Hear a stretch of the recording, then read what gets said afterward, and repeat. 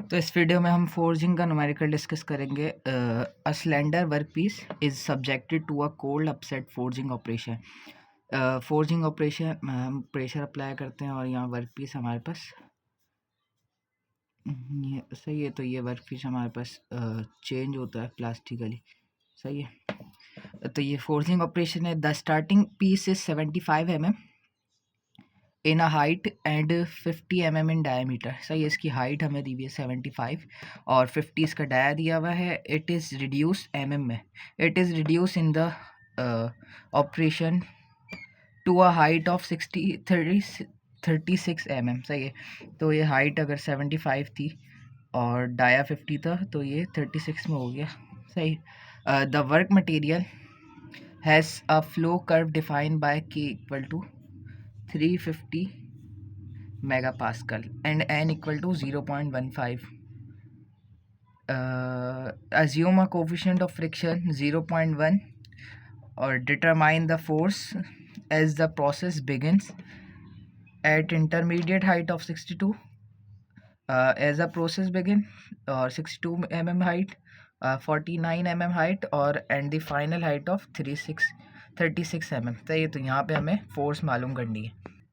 तो ये हमारे पास गिवन डेटा है। Initial dia 50 mm, initial length या हाइट 75 mm, फाइनल हमारे पास 36 mm है और ये के हमें दिया हुआ स्ट्रेंथ कोफिशिएंट जिसे कहते हैं।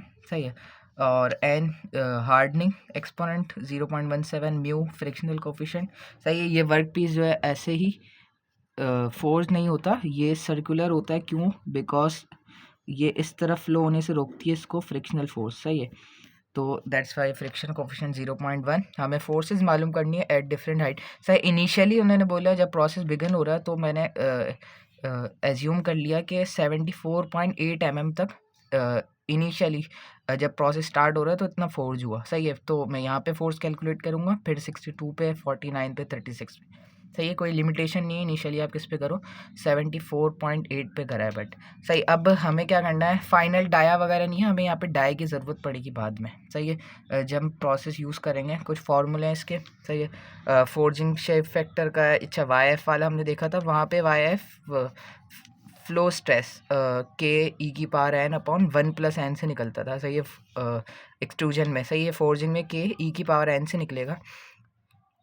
एक फोर्जिंग शेप फैक्टर का फॉर्मूला है यहाँ पे डी, तो यहाँ पे हमें डाया की ज़रूरत पड़ेगी। तो ये वॉल्यूम हमने कैलकुलेट कर लिया। सही है, ये बाद में हमें जो है कैलकुलेशन में बहुत आसानी देगा। सही है, तो यहाँ पे वॉल्यूम इस सिलेंडर वर्क पीस है हमारे पास। सही है, तो इसका वॉल्यूम क्या होगा हमारे पास। सही है, इसका एरिया इनटू इसकी हाइट।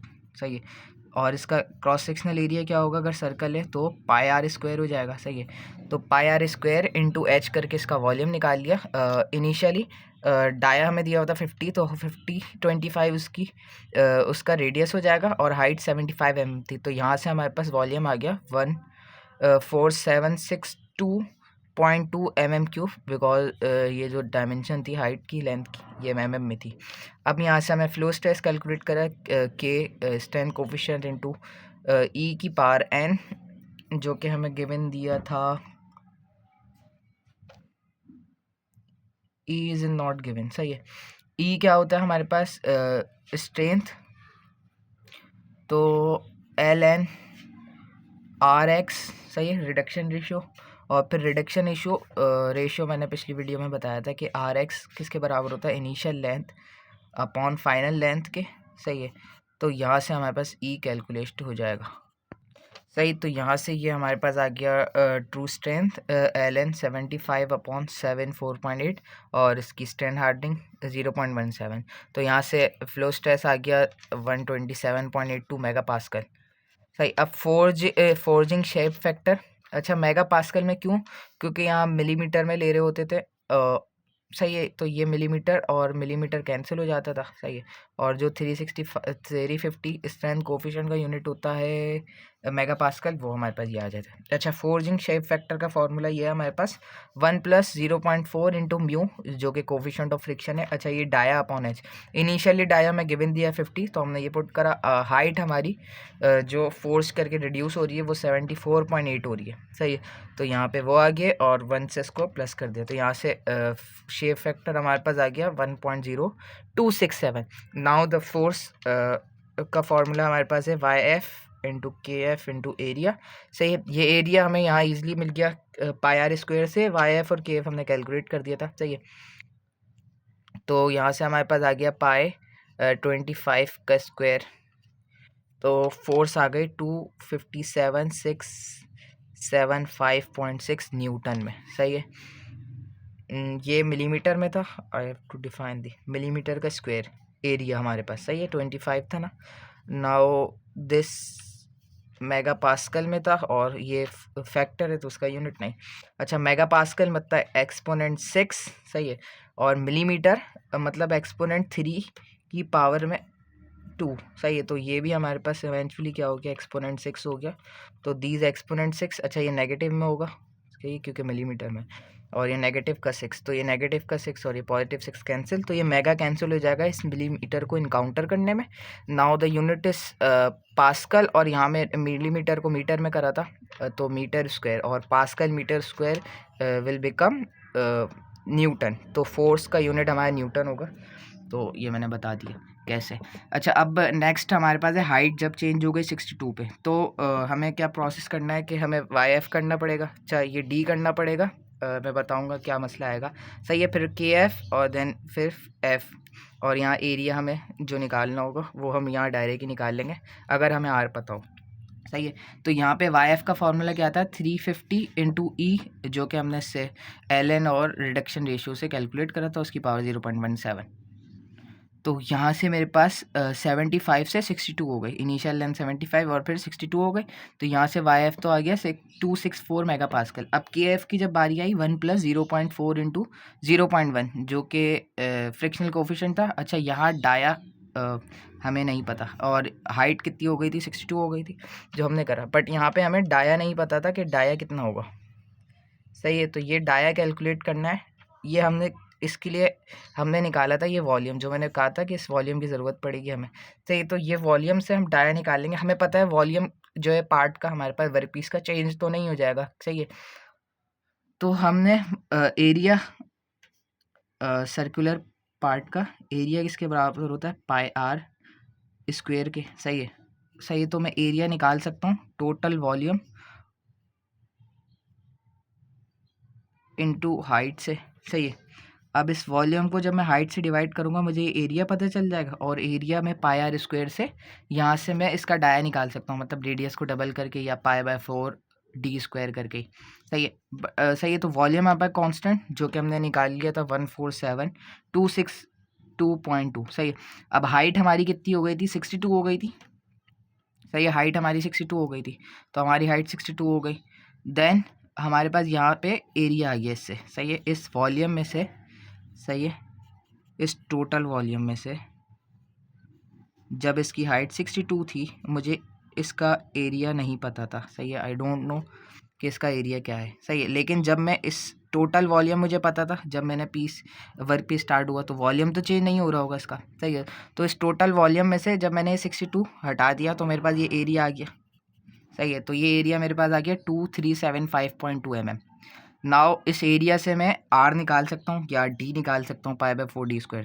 तो एरिया का फॉर्मूला मुझे पता है πr², और यहाँ एरिया मेरे पास ये निकला था, और फिर मैंने यहाँ से R कैलकुलेट कर लिया जो कि अप्रॉक्स आया होगा 27.5 mm, सही। तो यहाँ से मेरे पास ये रेडियस आ गया, और डाया निकालने के इसका मैं डबल कर दूँगा, तो 27.5 का डबल 55 हो जाएगा, जो कि मैं इस KF के फॉर्मूले में प्लग कर दूँगा।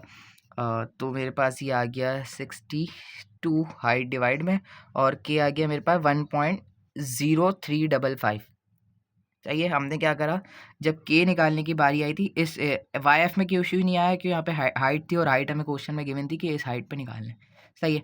अब जब बारी इसकी आई के एफ की फोर्जिंग शेप फैक्टर की, तो डी हमारे पास अननोन था कि हमें नहीं पता था कि 62 पे इसका डाया क्या होगा। सही है, तो हमने फिर इनिशियली जो वॉल्यूम कैलकुलेट करके रखा था, क्योंकि वॉल्यूम तो वर्क पीस का जो है वो कांस्टेंट ही रहेगा। सही है, तो वॉल्यूम डिवाइड बाय हाइट कर दिया तो हमें एरिया आ गया, फिर उस एरिया से हमने डाया निकाल लिया। तो यहाँ पे के एफ आ गया 1.0355 और फोर्स हमारे पास आ जाएगी किसके बराबर, वाई एफ के एफ इंटू एरिया, और एरिया हमने कैलकुलेट करके रखा था यहाँ पर। सही है,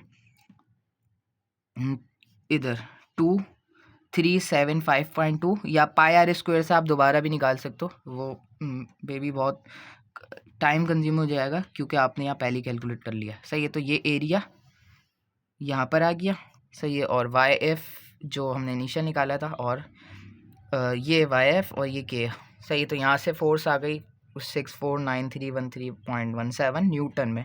सही, ये मिलीमीटर में और ये मेगा पास्कल में। सही, इस सिमिलरली आप 49 mm और 36 mm पे भी खुद निकाल लोगे। क्या करना है, पहले वाई एफ निकाल लोगे। किससे निकाल लोगे, इस फॉर्मूले में से 350 into l n, initial height 75 से 49 जा रही है, और इसकी स्ट्रेन हार्डनिंग 0.17 गिवन दिया था।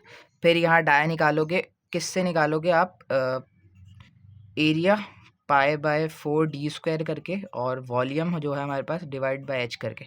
वॉल्यूम आपके पास जो कांस्टेंट रहेगा, हाइट आपकी 49, और यहाँ से डाया आ जाएगा आपके पास। फिर इस डाया को आप के एफ वाले फार्मूले में पुट करके यहाँ से के एफ आ गया, फिर आप फोर्स निकाल लोगे। अच्छा, फिर ये आपके पास डी आया ना, मैंने एरिया अलग करा था। सही है, ताकि एरिया में डायरेक्ट यहाँ यूज़ कर लो। अगर ये फार्मूला यूज़ करके आप डी डायरेक्ट निकालोगे तो एरिया नहीं पता होगा, फिर आपको यहाँ एरिया कैलकुलेट करना पड़ेगा पाई बाय 4 डी स्क्वायर से। तो आप यहाँ पे डायरेक्ट एरिया निकाल लो। सही है, फिर उस एरिया से ये निकालना नेक्स्ट, पहले एरिया निकालोगे, फिर उस एरिया से डाया निकाल, और फिर पहले एरिया निकाल लोगे तो वो डायरेक्ट यहाँ रख दोगे, बस आंसर सेम आएगा। बस ये आपको एक फॉलो करना पड़ेगा मेथड जो भी। So that's all, thank you.